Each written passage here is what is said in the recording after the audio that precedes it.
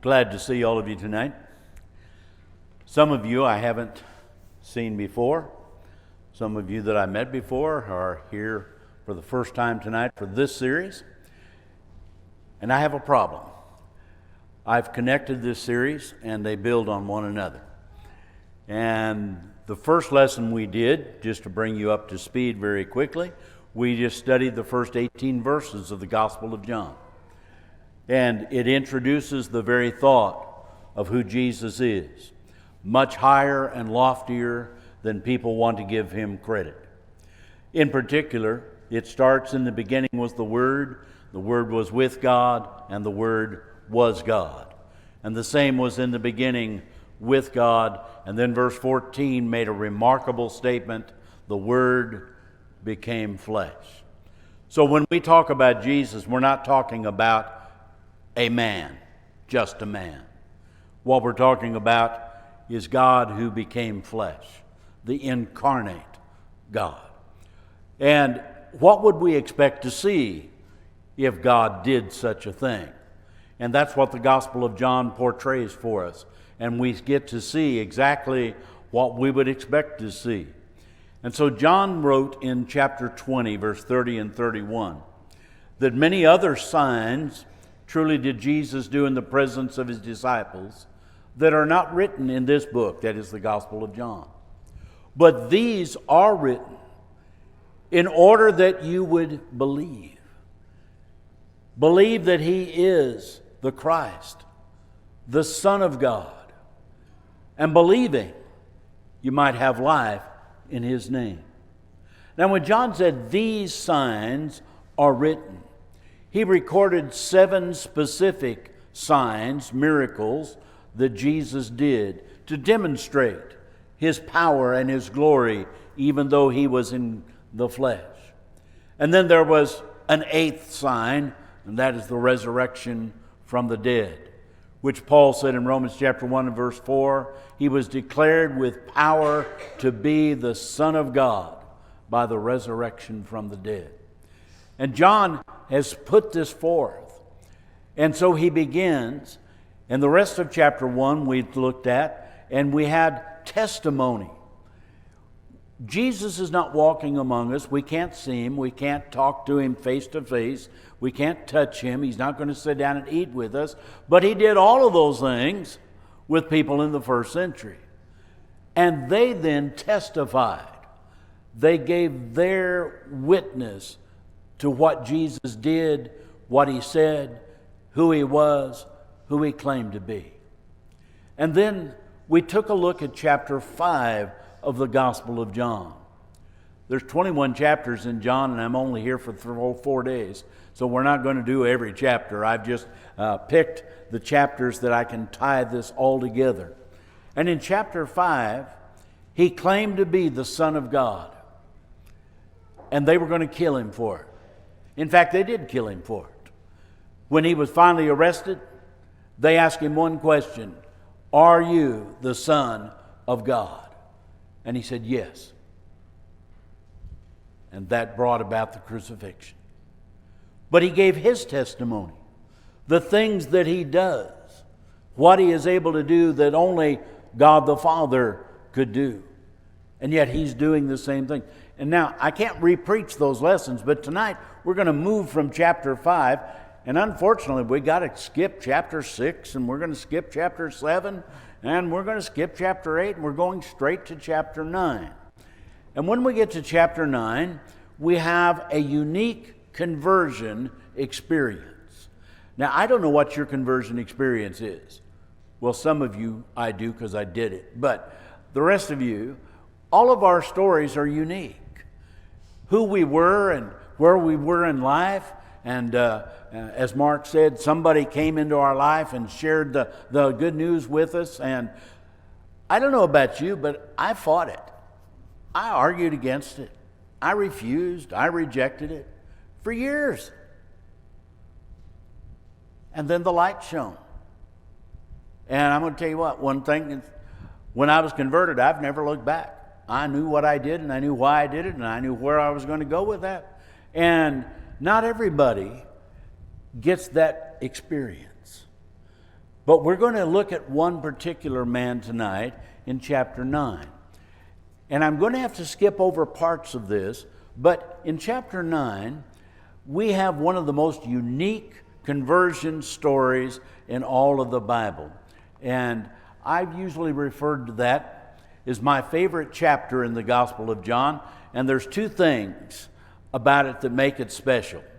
Number one, I wished I had been a fly on the wall, and I could have listened to this blind man who now sees. You know, it's hard to call him the seeing man, so I will probably keep referring to him as the blind man, but you need to make that a little change. He's the ex-blind man. He is now the seeing man, and he's having this conversation with the religious leaders of Judaism. Now, being blind and being raised up blind, he would not have been able to go to the school and the Jewish school and the synagogue school, and he would not have been taught all of this stuff. So he is not one of the leaders of the religious thought. But I'm going to tell you what he knows. He knows what he knows. He knows what happened to him. He knows, and he's not going to give up on that. And I wish I could be a fly on the wall and just hear the voice and how he talked about it. Now, one of the reasons I like this chapter is in the middle of the chapter, you see that he has a little bit of a sarcastic side. Some of you have thought that I have sarcastic side. That's why I like this man. Anyway, the other thing is what I refer to as the elephant in the room. And I just heard that phrase used in a political setting, that the person that was talking avoided the issue that was being discussed, would not mention it, would not talk to it. When was called upon to give his explanation, he changed the subject and talked about something else. And that's called the elephant in the room. And you're going to see that in this story, there was an elephant in the room.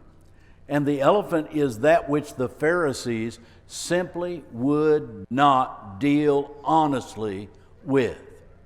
Years ago, Brother Homer Haley wrote a book on the Gospel of John, The Gospel of Belief. And the interesting thing is, Wednesday night I'm going to talk more about this, but you can also go through the Gospel of John and make notes about why those that did not believe. And it's instructive. In fact, that is almost more instructive than all of the conversions that we have in there. And so I'm going to use that tonight because these Pharisees are not converted by the blind man. But I want you to know one thing absolutely. The blind man was converted. Now it starts off, and he's a blind man. He sits and he begs. And they had a philosophy. You ran into this clear back in the book of Job. Who sinned? Because see, if he's blind, then he did something wrong, and God is punishing him and made him blind. And Jesus answered, neither he nor his parents. This is for the glory of God. Now, I don't know that all blindness is for the glory of God, but this one was. And Jesus is going to use the situation in order to teach this lesson and to save the blind man. So an interesting thing happens on that as he passed by, Jesus saw this blind man. And then he comes up to the blind man and he spits. Now the blind man doesn't see, but the blind man can hear. And after he hears the spit, all of a sudden he feels somebody putting something wet and moist in his eyes. And then Jesus says to him, go, wash in the pool of Siloam. Doesn't make a promise to him, just says go and wash. Told him where to wash. And then the blind man did exactly that. He went and he washed and he came seeing. Friends, I'm going to tell you what. You need to be like the blind man. Now, I could end the lesson right here. whatever Jesus tells you to do, go do it. Whatever promises and blessings that you might receive, you will receive them if you will go and do what he said. And the blind man did. And I don't know that he expected that he's going to come see. That wasn't a promise. But he did. Now, here's the amazing thing. I want you to use your imaginations. Brethren, we need to picture these stories when we read them. Oftentimes, we have a reading schedule and we got to read a chapter and then we can go to sleep. And so we read the words in the chapter, but you're reading it wrong. As you read through there, try to picture what this is like. This man has never seen a blue sky. This man has never seen a concrete road. He's never seen buildings. He's never seen the birds fly by. He's never seen his mother's face. And so he washes, and now he can see. And he can see. I've often wondered how long it took him to walk back to where Jesus was, because you'd want to stop and look and take in everything. It's all brand new. And so he went and he washed, and now he comes and he's seeing everything. What a glorious thing. Now, there's lots that he doesn't know. This didn't happen because he sinned. It's for the glory of God. And Jesus is going to show that he's the light of the world. And he spit and anoints the eyes. And the guy went and washed and came seeing. And that could almost be the end of a normal story. But we want to learn more about Jesus. So now start in verse 8 of chapter 9. Therefore, the neighbors and those who had previously seen him as a beggar, they were saying, Isn't this the man that was blind? Can you imagine how you would have said that? I mean, you just walked by him earlier in the day and he's sitting there begging because he's blind, and now he's marching down the street and he is seeing this. Isn't that the blind man? And some others were going, no. It's just somebody that looks like the blind man. Now, you got to remember, the blind man's standing there and he's hearing the debate. What would you say? And I'll tell you what the blind man said. And he kept saying, I'm he. I am the one. But they have trouble.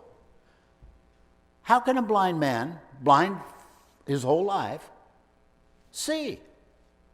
That doesn't happen. It hasn't happened.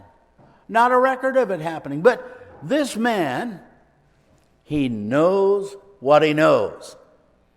And what he knows is, I was blind.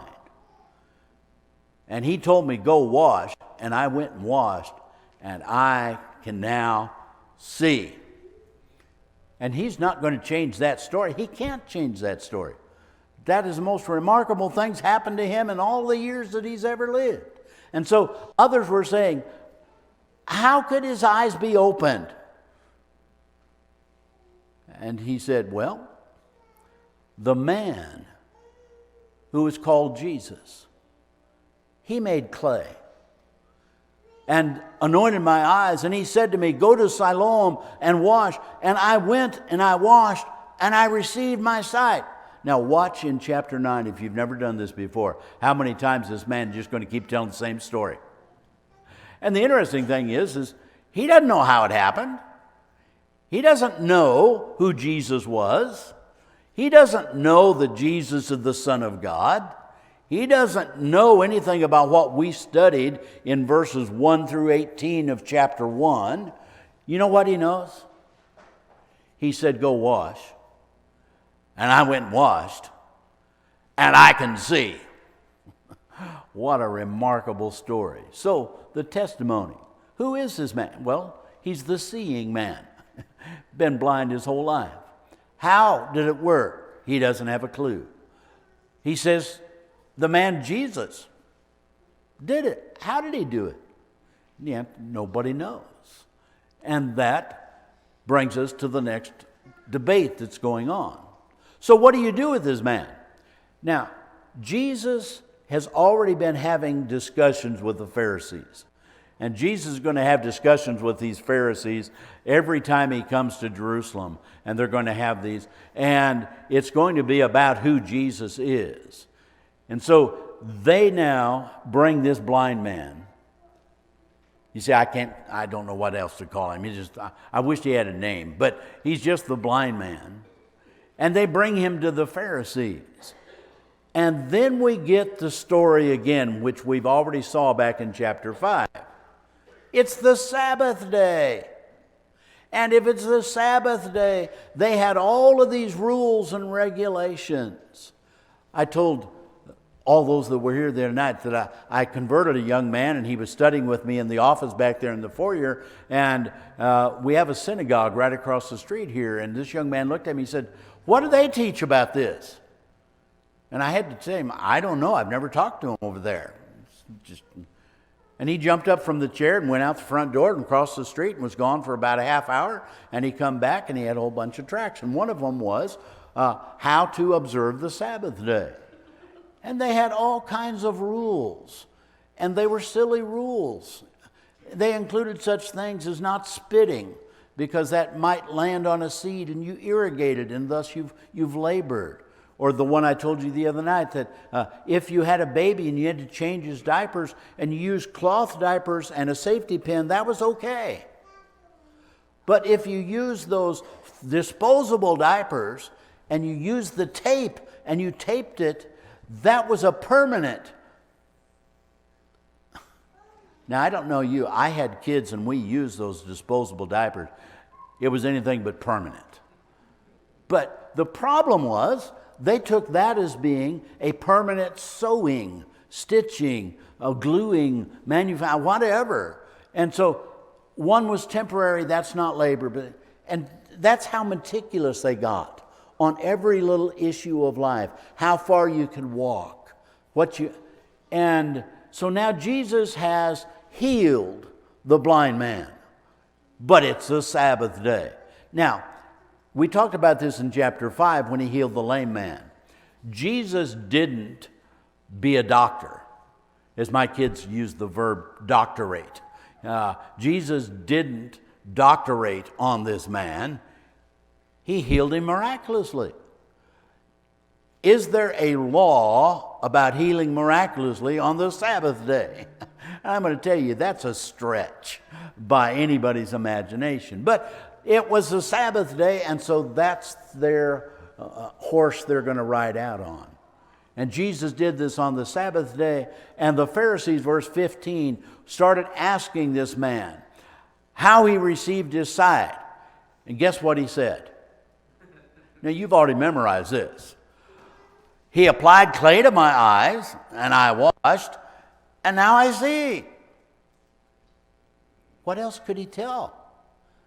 That's what happened. And what did it mean is what you and I are going to be asking. At this point, they're not asking what it means. They're just trying to figure out what Jesus did. So therefore, verse 13 and following. Therefore, some of the Pharisees were saying, well, now, I like to read with intonation. I like to try to hear in my head how they said that. And you can almost see them, well, this man is not from God because he doesn't keep the Sabbath. Well, he didn't keep their regulations, but he kept the Sabbath as God instituted it. And so they were going to persecute him again. But others were saying, and this is where the debate starts. Others were then saying, well, how can a man who is a sinner? If you didn't keep the Sabbath, by the way, you were a sinner. If you didn't keep their regulations, they called you a sinner. And so they were wanting to know, wait a minute.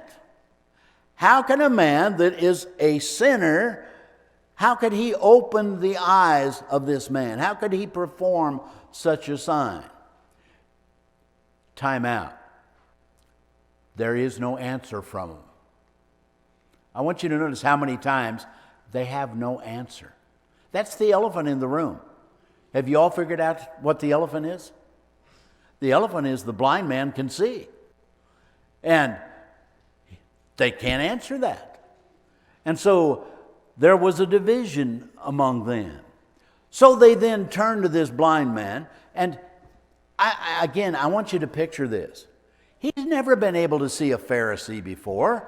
And now they take him into a room with these Pharisees that have on all their Pharisaical clothing and all the other people that are there and a crowd.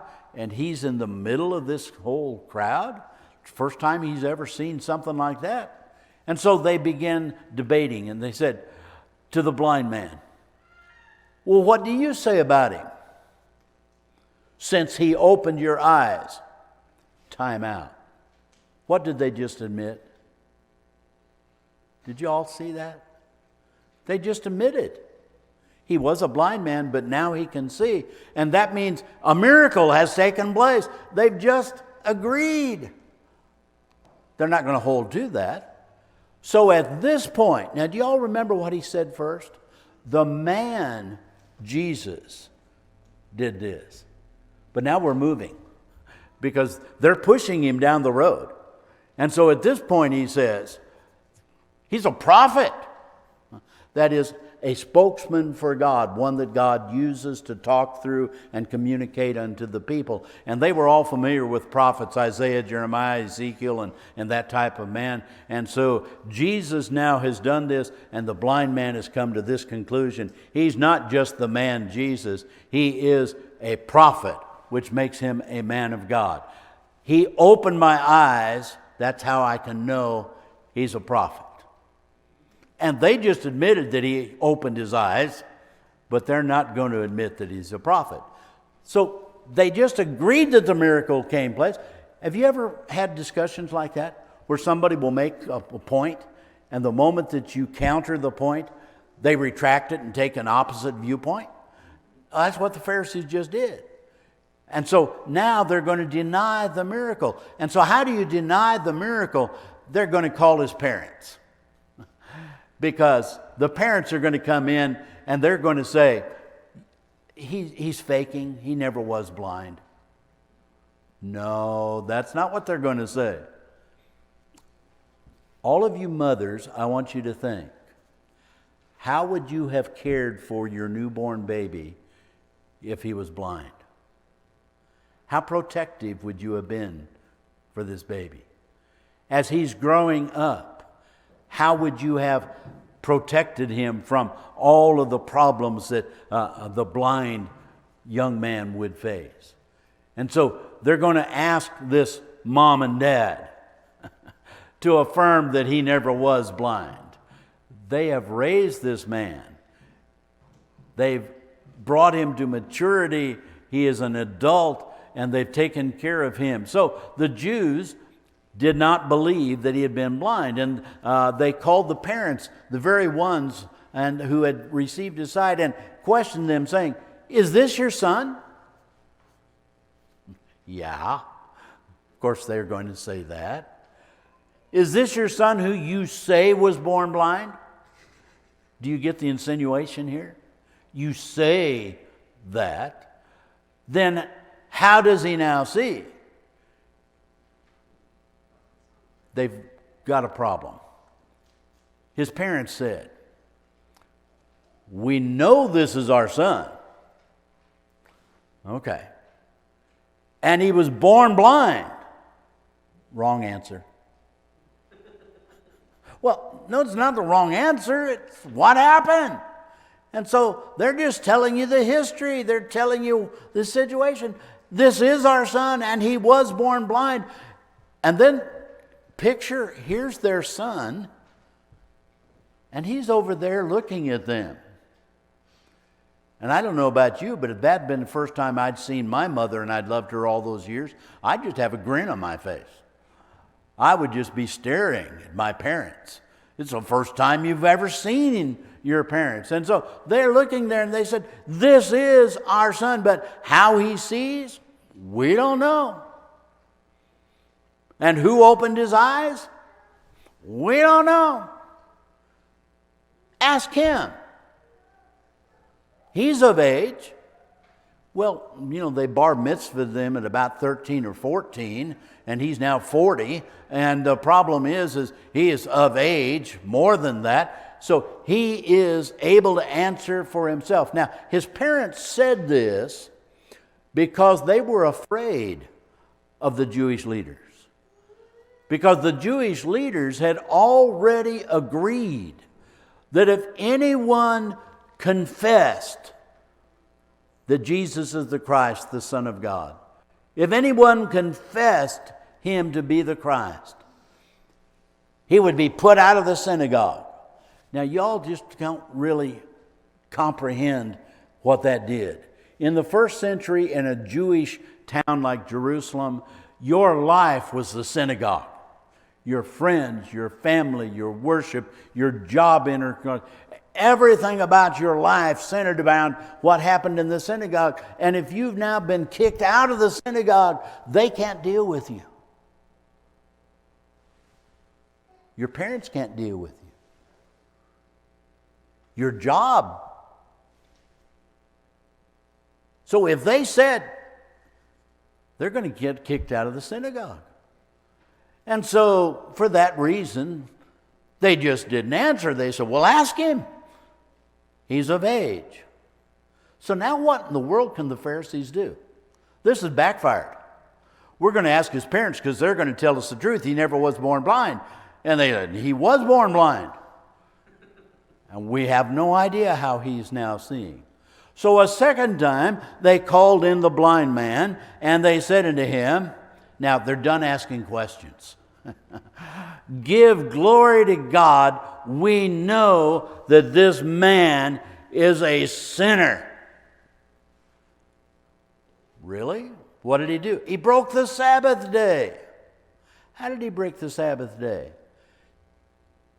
He made this blind man see. Wait a minute, we can't say that. So we're not really going to say what he did. We're just going to say he's a sinner. And so he's a sinner. And this man is going to speak up. Do you know how much nerve that took? But I'm going to tell you what. He knows what he knows. And friends, I'm going to just give you a suggestion. You know what you know. Stand for it. You know what you have read and believed. Hold on to it. And so this man is going to tell what he knows. And what he knows is, whether he's a sinner, I don't know. He's not never been around Jesus. By the way, they don't know that either. They're just making the accusation. But he says, I don't know. One thing I do know. You know what he knows? I was blind, and now I see. His story is getting shorter, by the way. I don't know whether you've noticed that. We just left out the go wash and come seeing part now, and he's just getting to the chase. I was blind, but now I see. And so they said to him, well, what did he do? How many times has he told them already? Now, this gets the comical part to me, because this is where the sarcasm kicks in. They've heard this, and they keep asking the same dumb question, expecting a different answer, but they can't get a different answer because the blind man simply knows what he knows. And so they said, what did he do? How did he open your eyes? And he said, I told you already. Now, I don't know how he said that, but I would have said that just shaking my head. How many times I got to tell you this? I've told you already, and you did not listen. Why do you want to hear it again? Do you want to become his disciples? Oh, that just really turned the screwdriver there. And you do not want to become his disciples too, do you? That is a positive question. And that's going to elicit the next response. They reviled him. Have you ever noticed? Maybe you've had a religious discussion and you finally get to the point where they don't have an answer for what you've been presented, and you know what's coming because it always comes. instead of answering, or instead of just saying, you know what, I was wrong, I think I'll change. Instead of that, you attack the man. We're going to have some political debates in the next 2 years.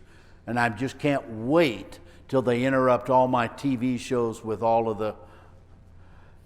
And in all of those commercials and debates, they're going to attack the man. And they will almost never, ever, ever deal with the issue. And that's what the Pharisees now do. They don't know how he sees. They don't know anything about Jesus, but they've said he's a sinner. And now this man, they revile him, and they said, you are his disciple. Do y'all notice that's not true yet? They're pushing him to it, and he's going to be a disciple, but at this point, all he knows is, I was blind, and now I see it. It was his fault. He did it. And so he said, they said, we're disciples of Moses. And now watch this. For we know that God spoke to Moses. How do they know that? How would they know that God spoke through Isaiah or Jeremiah or Jesus? Well, wait a minute. You can't put Jesus in that same group. Yes, I can. Because what they know was when Moses brought the children of Israel out of Egypt, y'all remember the 10 plagues? Do you remember the manna? Do you remember the water from the rock? Do you remember? And what happened was, God confirmed to them by signs and miracles and wonders that he did through Moses that Moses was the man of God. And when some of the Israelites questioned that, we're just as good as he is,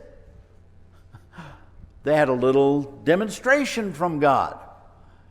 And now here comes Jesus, and what has he done?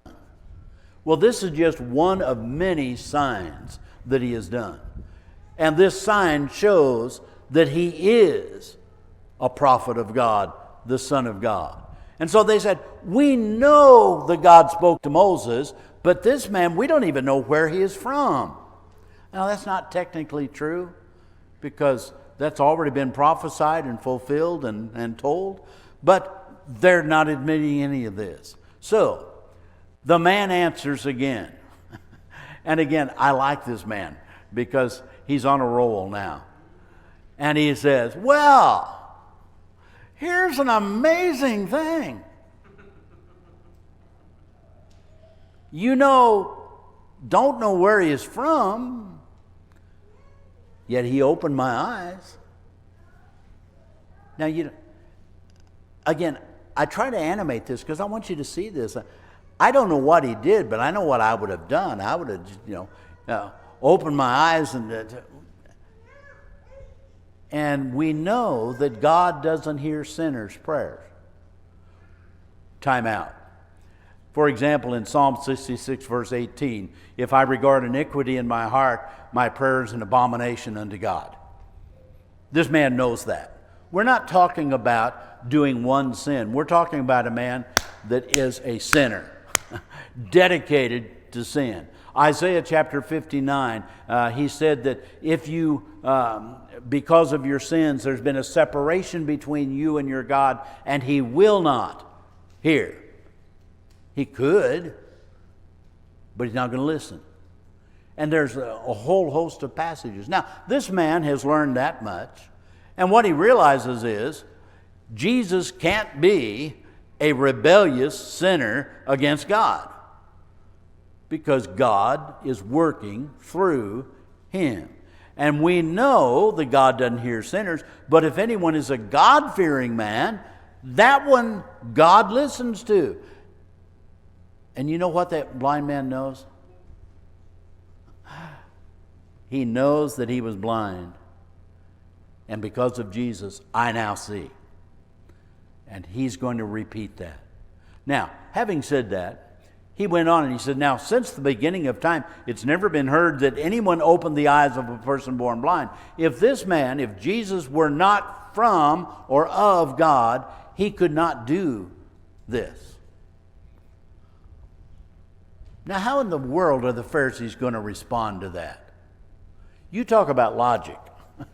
I don't know if this man ever took a logic class in his life, but he has just connected the dots. And so all they can respond is, you were born in sin. Go back and read verses 1 through 7. No, he wasn't. This was not about sin in his life. They don't know any more about this man than they know about the life of Jesus. But they're going to revile him. And how can you be teaching us? The Apostle Paul said that knowledge is a dangerous thing because it puffs up. I'm going to warn you, it does that to us too. And we begin thinking, I know this and they don't. And the next thing you know, we're not listening anymore. We need to listen. But they're not listening. They could care less at this point, and they put him out. So the blind man has consistently had one story. He opened my eyes. God doesn't hear rebellious sinners, but God heard him. We know. And nobody else has ever done this. But he did it. He is of God. Now, maybe you've said this, and I don't want to insult you if you have said this and you're visiting tonight, but I meet people all the time, and what they say is, well, Jesus was a good man, but... And then they're going to deny everything that we read in John chapter 1. They're going to deny that he is actually the Son of God, equal with the Father.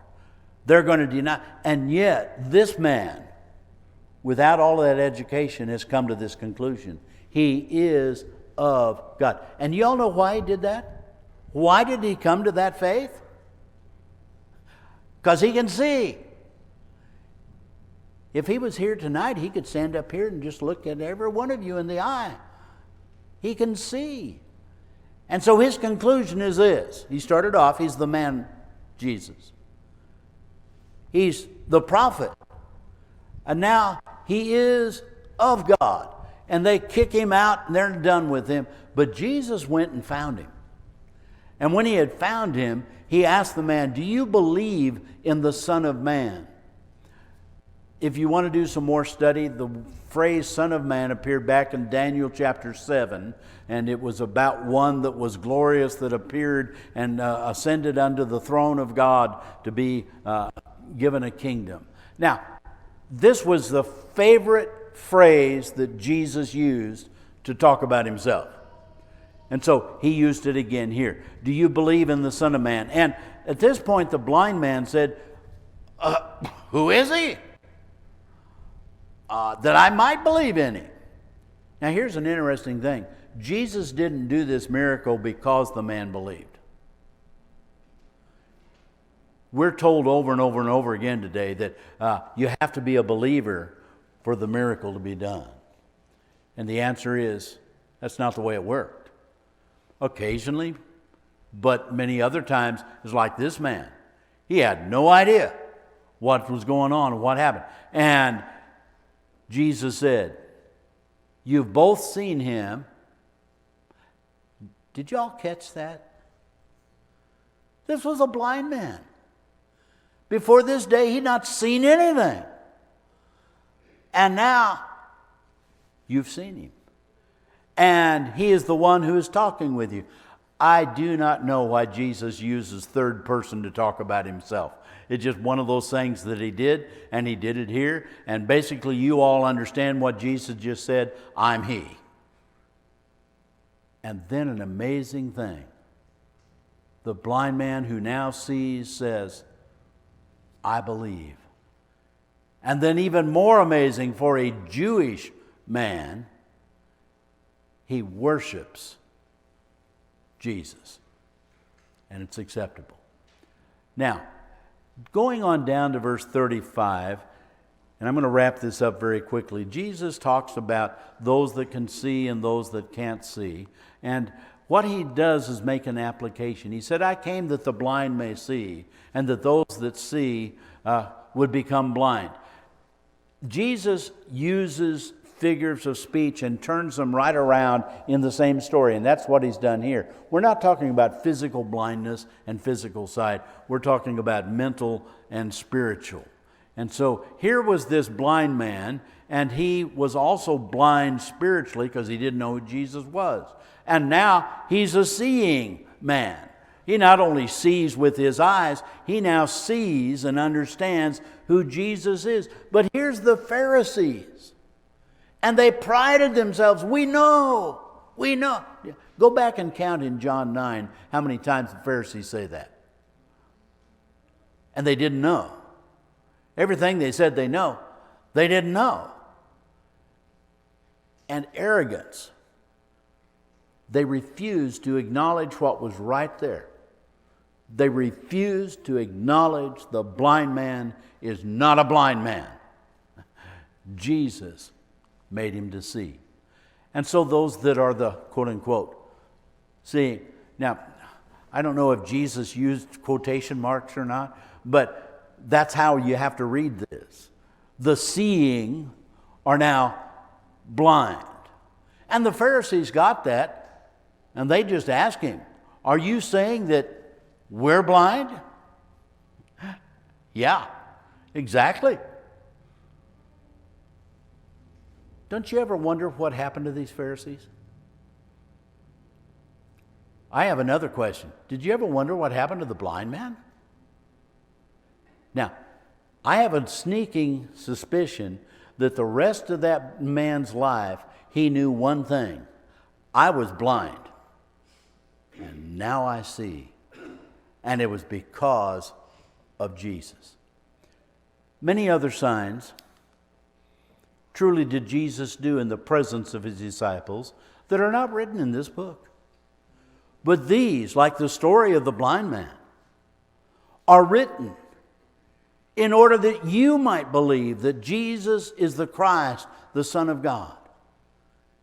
And if you can believe, put your trust into him, then you can be saved. You can have life. Now, Jesus told the blind man, go and wash.